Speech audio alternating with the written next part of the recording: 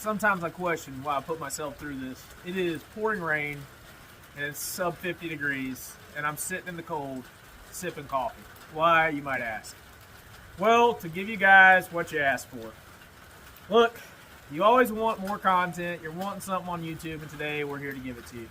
Rain, sleet, snow or shine, I'm Mike, and if you know me, I'm always on the grind. What are we talking about today? So today, for science, which I'm not good at, we have a Zev Oz9 Hypercomp, boys. What is a Hypercomp? It is a compensated / ported barrel, whatever you want to call it, right? It is actually ported, but Zev advertises it as a comp. So we'll give them the benefit of the doubt. It is a compensated barrel, the Hypercomp. Next, we have my standard Glock 19M. And we have this Gucci little guy right here, a B&T with the acro cut, Glock 19 and the Ramjet. I know you've seen videos about, is the Zev better or is the Ramjet better? Which comp does more? Which comp doesn't really make the cut? Well, today I'm going to attempt to take you guys on this journey where me and Ian find out for ourselves. We'll tell you if we notice a difference, if it's worth your coin, is it worth your time? And ultimately, what really matters is you guys getting out, getting good guns, and getting out and shooting, training, and find yourself on the range. Most of the videos we make are for complete entertainment. But today we're doing a little something different. We're going to give you an opinion-based review on two of the most popular compensators on the market. All right, let me hang some targets and get wet. All right, so we're here on range with the standard Glock 19. This happens to be the M model. It's a personal carry pistol of mine. It is probably the most famous carry gun in modern time for a polymer striker fire pistol.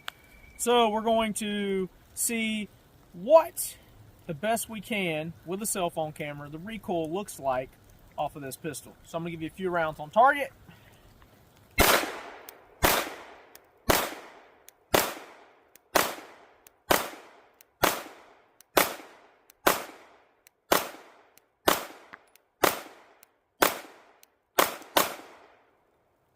All right, so I think Ian did the best he could capturing that. So we're going to go right here to the kangaroo pocket, and we're going to whip out this Zev Oz9 Hypercomp. So there's a lot of concerns I've heard. I don't really think they're very valid about using a ported barrel, right? A lot of those concerns are concussion, flash, debris flying up. I've never experienced that with a lot of the compensated guns I've shot, which is quite a few. But we're going to see, again, on camera, hopefully the felt difference in recoil from this versus the Glock 19M. First rounds through an Oz9 Hypercomp.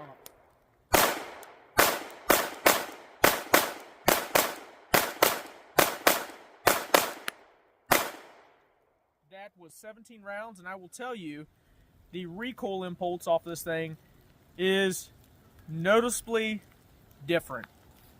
So we're going to pass this thing off to Ian.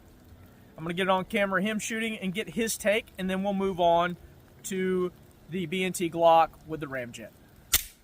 All right, so you've seen him. Mike run the M. I'm going to run the M. And then I'm going to run the Zev and see what that looks like. And then after that, we're going to run both again. Mike will. So we're going to do that in slow-mo and see if we can see any difference on that. So I'm just going to run this and see what it looks like.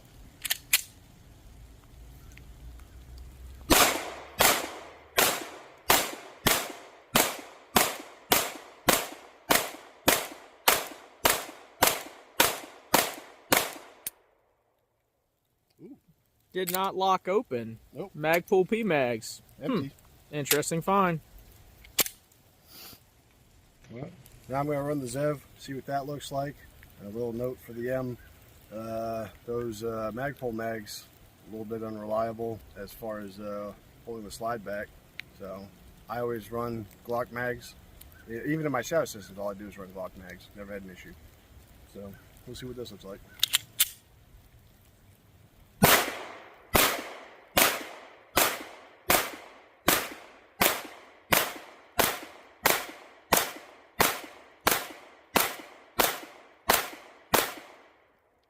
Much better. That is, it feels very, very different from the M.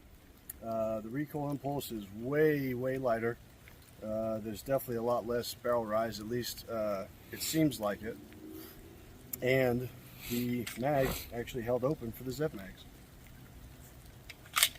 The Magpul mags on the Zev, but yeah, we got you. Oh, there's a P mag, isn't it?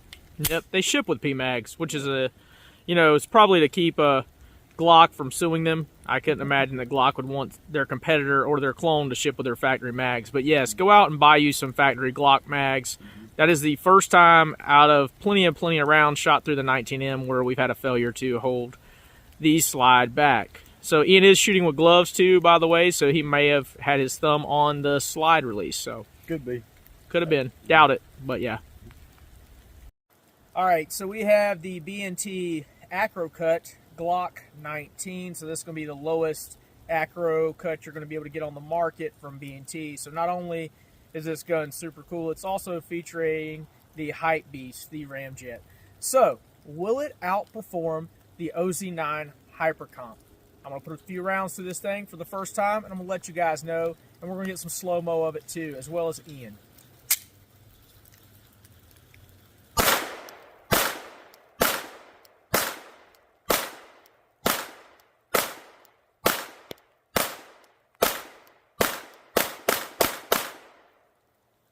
Well, I will tell you that I can tell a noticeable difference between the Ramjet and the Oz9 Hypercomp. But I'm going to pass this thing off to Ian and get his opinion. And then we'll put our heads together and tell you which one at the end of this video that we like better. All right, my turn. I know I've shot the Ramjet on one of your handguns. I think it was the Shadow Systems, right? No, that was a CGS Cube compensator, so it does really, really good at mitigating recoil. But no, I've never owned a Ramjet, and in fact, this was my first time shooting one. Okay. So I'm going to try it too, I guess. It'll be my first time and see what it looks like and see how it feels. We'll find out.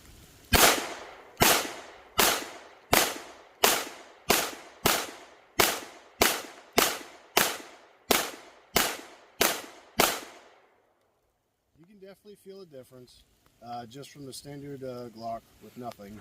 I don't know. I'm going to say the Zev might be a little bit better. See, I think for me, I feel like the Ramjet may have it edged out just a little. I can tell that the impulses is a lot different. And it's, I guess it is a fair but yet unfair comparison, being that the Oz9 is one of the better Glock clones on the market, if not the best. It is a race gun with a full-piece guide rod. Full steel guide rod and a nicer trigger. So, I don't know. I think that at the end of it, we'll, like I said, put our heads together and talk a little bit more about it.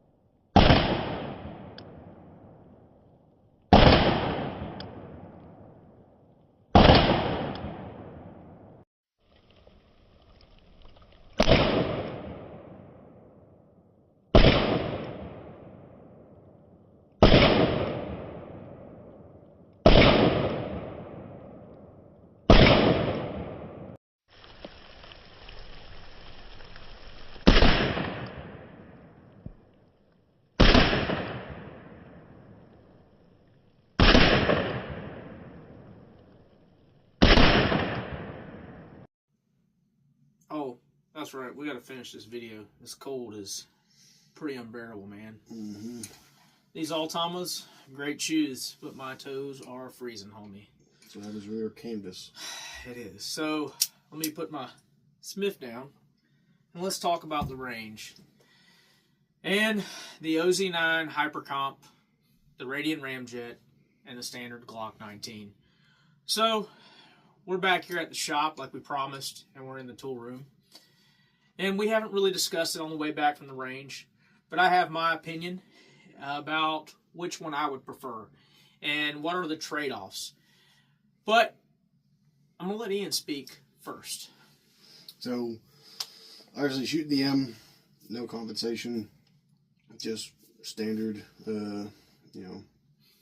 recoil, rise and fall of the barrel after firing. Shooting the OZ and shooting the Hypercomp, there is a considerable difference, I think, shooting either of them. My personal opinion, I think the OZ definitely has a little bit more, or I should say a little less recoil, much easier to control. Muzzle rise, I think, is less, but I think they're both very comparable. I think either option is viable. Either option works perfectly fine. But if I had a choice, I would much rather do the ported barrel over the compensated adapter. Yeah, I would play off of what Ian said. We shot, I would say, at least 200 rounds through the Oz9 Hypercomp. It was the best gun there today by far. So I will say that. The Oz9 Hypercomp is by all means a competition gun.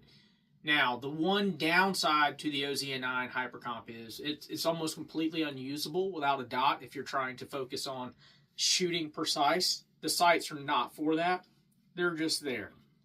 You have a black front and a blacked out rear. Makes it pretty hard to track it, especially in the rain.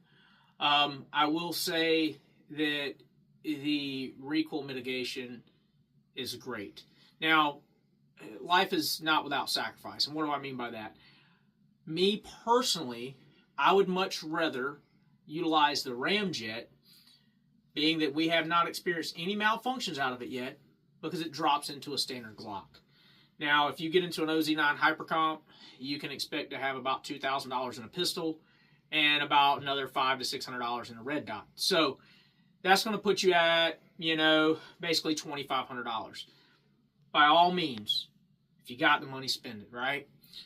But I view that as not a duty roll pistol, but a comp gun. So when I think of something like the B&T Acro Cut Glock, which I will tell you, as far as enclosed emitters go, I do not care about what other people are saying. The Aimpoint has the clearest glass. We did not experience any fog, and it held up wonderfully today in the rain. So you can get into the B&T Cut Glock 19 for about $1,500, and that is with the Acro. And the Ramjet's about $400. So it's about a $600 savings. And I'm sure if you just got a standard Glock and a CHPWS plate and threw an Acro on there like I did with the 17, you'll be in $1,200, $1,300. So $1,700. So you're looking at about a $1,000 difference. Now, that said, I truly believe that Glock is often imitated, never duplicated. You're never going to find anything better than the original. That's why you see things on the market like the RXM. Ruger hasn't made a good pistol in 20 years. And ultimately, out of all the Glock clones, I would dare to say it feels the worst. And I think everyone would agree that I'm not nodding for PSA, but out of everything on the market, the RXM has the worst frame feel. So, just buy a Glock. Get a Ramjet. It's going to suit most people's needs. It's going to, from my experience, be very reliable. Lucas at T-Rex Arms put out a good video on it, and those guys seem to have no issues out of it. So if you're looking for a duty pistol, it's going to be hard to beat Glock. If you're looking for a comp gun, by all means, dude. The Oz9 Hypercomp is a phenomenal shooter. I was actually talking to Ian at the range about buying it. Yeah. And I decided against it.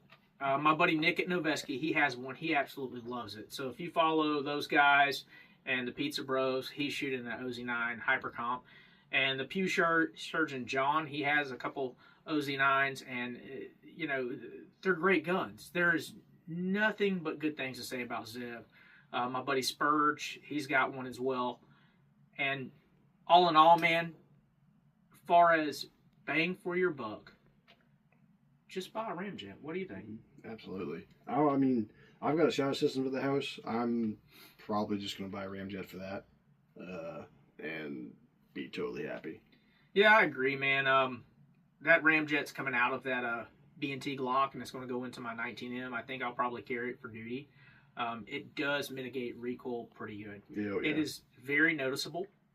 I just can't see myself carrying the OZ9 as a duty gun. Yeah, I know. I mean, but again, you'll hear people say, yeah, you know, I wouldn't either because of the ports and the flash and all. We didn't experience any of that. And nothing. We're out there, and it was pretty low light, I would say. Rain. Yeah, rain, a little bit, very, very minor fog. Yeah.